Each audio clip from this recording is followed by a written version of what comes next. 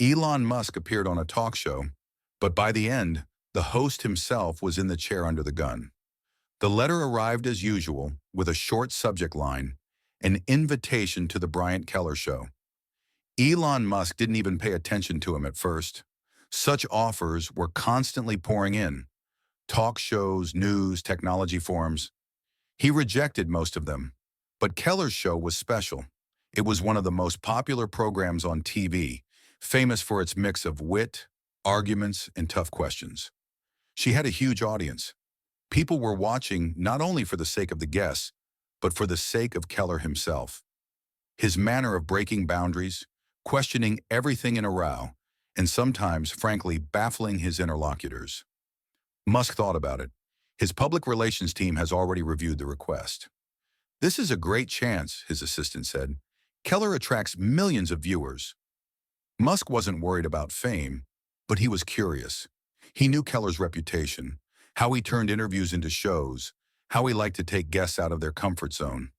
But Musk has never been afraid to challenge. Arrange it, he finally said. The day came, and Musk found himself in a stylish studio with transparent walls in Los Angeles. The dressing room was quiet, with only a faint hum of voices coming from afar. The assistant handed him a bottle of water and disappeared. Musk glanced at his watch. There were 10 minutes left before the broadcast. Clips from Keller's previous interviews were playing on the big screen in the corner. Musk watched as politicians, movie stars, and corporate CEOs flashed across the screen. Some laughed awkwardly, some argued, and some froze while Keller played with them, like a cat with prey. Musk chuckled slightly. He knew what was coming. He went through dozens of interviews and was able to notice the pattern. To tease, provoke, wait for an outbreak. The question was how far Keller would go. A stage assistant came to the door. 5 minutes, Mr. Musk. He stood up, adjusted the sleeves of his black jacket, and, with the confidence of a man who has survived rocket explosions at launch, factory crises, and financial failures, headed for the stage. The studio was full. Hundreds of people took their seats, fans, skeptics, and those who just came for the show. The stage looked modern, a circular platform surrounded by bright LED panels. In the center, there was a large table and 2 armchairs, one for Keller, the other for Musk. The presenter was already there, sorting through the question cards. Bryant Keller looked up as Musk approached and grinned his perfect smile. Elon, he said, standing up to shake hands. Glad you're here. Musk shook his hand firmly. Likewise. They sat down. The audience fell silent. The screensaver of the show started playing. The cameras started working. The lights dimmed, leaving only 2 in the spotlight. Keller turned to the camera with his trademark grin. Ladies and gentlemen, we have a special guest today, the man behind Tesla, SpaceX, Neuralink, and a bunch of other projects whose names I probably can't pronounce. The one and only Elon Musk. The audience applauded. Someone shouted. Someone whispered. Keller leaned forward, resting his elbows on the table. So, Elon, he began smoothly, let's get right to the point. They call you a genius, a dreamer, a man who changes the world. But there are those who think you're crazy. What do you say? Musk smiled a little. I think it's time to decide. Keller inclined his head. Okay, but let's touch on something more interesting than history, huh? There was a hint of playfulness with a sharp undertone in his voice. The audience caught on to this. The conversation promised to be difficult. Keller leaned back in his chair, twirling the pen between his fingers. Elon, you build rockets, electric cars, even implant chips in monkeys' heads, he said with a grin. Someone will say you think you're a god. Your opinion? Musk chuckled. If I were God, my rockets wouldn't explode. The audience laughed, but Keller wouldn't let up. True, but let's be honest, he continued. You have more money than entire countries, and people almost pray to you as a prophet. Don't you wake up thinking, maybe it's time to slow down before I become an action movie villain? The crowd giggled again, but there was a needle in Keller's tone. He wasn't joking, not really. Musk nodded, thinking it over. If I were an action movie villain, I would already have a secret base, but I'm still living in a $50,000 house in Texas. The audience laughed, but Keller didn't back down. He flipped through the cards as if he was looking for something. "Oh, here," he said, tapping one. "Speaking of home, you recently fired almost all the cleaners at X, right?" Musk didn't flinch. "We had to adjust the staff." "Adjust," Keller repeated, grinning wider. "It's an interesting way to say, I left people without work before the holidays." The hall was noisy. The mood in the studio changed. "You mean the office in San Francisco?" Musk asked evenly. "Exactly," Keller nodded, leaning closer. "They say people were crying, Elon. They were crying. You have billions. Was it necessary?" Musk exhaled softly. "I think you understand that running a company doesn't mean pleasing everyone. That means keeping it afloat." X was losing $4 million a day. Keller shrugged his shoulders. "It must be hard to be a billionaire and make such sacrifices." The audience laughed nervously. Some clapped. Some remained silent. Musk didn't move. "It's hard to make a company successful. There is a difference." Keller squinted, sensing a gap. He waved his hand at the crowd. "Did you hear that, friends? It's hard being a guy with private planes and cars in space." Laughter, a whisper. Musk let the moment hang, then leaned forward a little. "Do you want to have a serious conversation, Bryant? Or are you just playing for the audience?" The air in the studio thickened. The audience froze.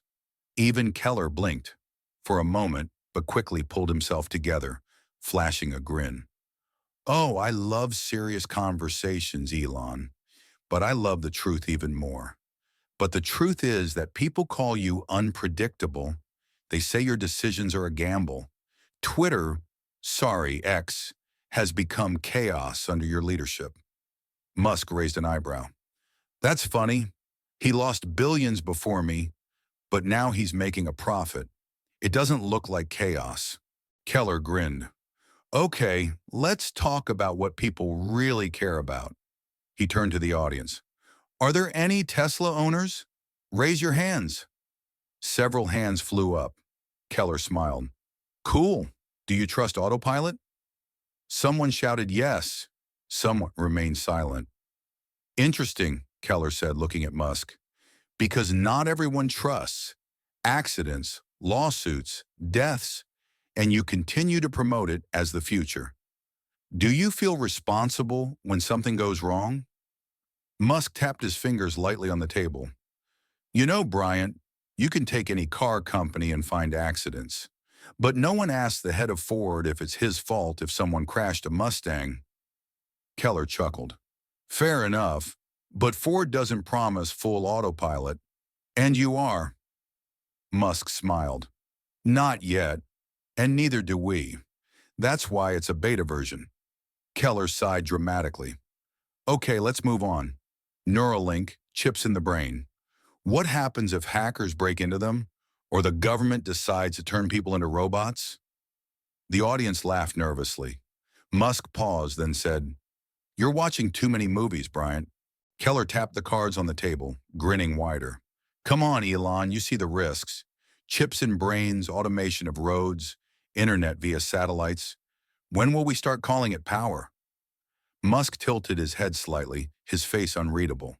"Do you think I want to control everyone?" Keller spread his hands.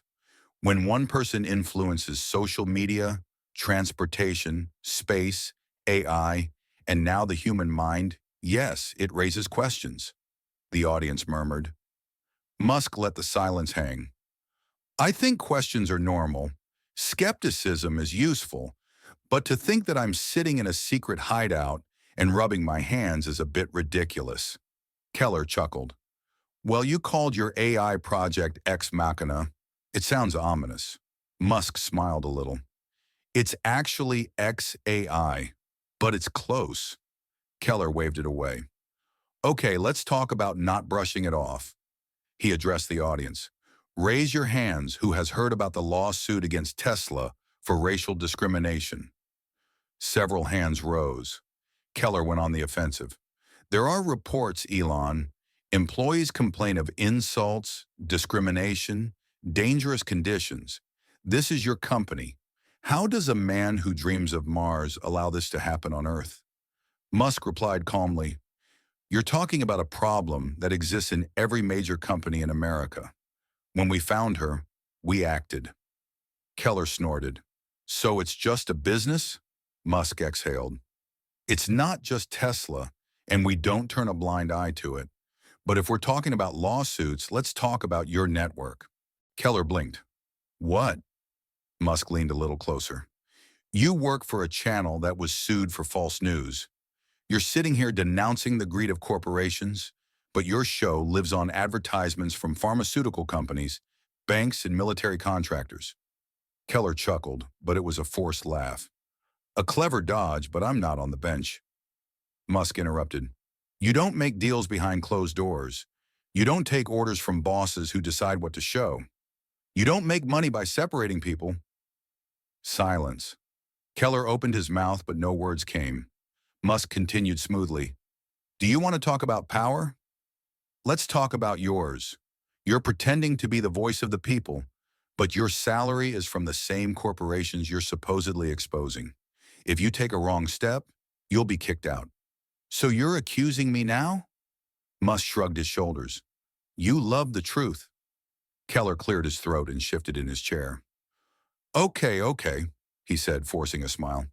"You shot it, but let's get back to reality, Elon. You like the role of the outsider, the misunderstood genius rebel, the billionaire against the system. But isn't it a brand? A man with 200 billion is not against the system. He is the system."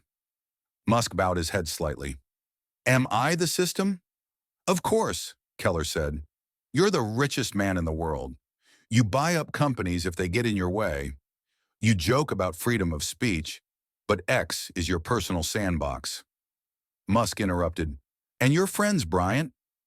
Who pays for your show? Leaders dictating what to say? Political sponsors? So that you don't go too far?" Keller snorted. "Oh, are you plotting conspiracy theories now?" "There's no conspiracy theory," Musk said. Keller picked up the cards again, but he barely saw them. "So, Elon," he said, returning the rhythm to his voice, "you've come to talk about the future. Let's end on the positive side. What's next? Which new Musk project will save the world?" Musk leaned back, thinking. "A lot of work," he said finally. "AI, space, green energy.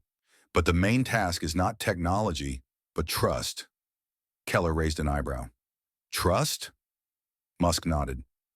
"People no longer trust institutions, governments, the media, corporations, and often for good reason." Keller chuckled tightly. "And you're the solution?" Musk shook his head. "Number. But honesty is. People are tired of being manipulated." Keller snorted. "What? Am I a problem now?" Musk inclined his head slightly. "You're part of an industry that lives on division, anger, and distraction." Keller ran a hand through his hair, and the chuckle came out strained. "Well, friends, it seems that we have been shown a master class on avoiding the topic." Musk smiled. "Or to be honest," the clapping intensified. "Friends," Keller addressed the audience, "applause for Elon Musk." Musk stood up, shook hands with Keller, and left the stage. But the storm was just beginning. As soon as the cameras turned off, the tension didn't go away. It thickened. Keller tore off the earphone and threw it on the table. "What the hell was that?"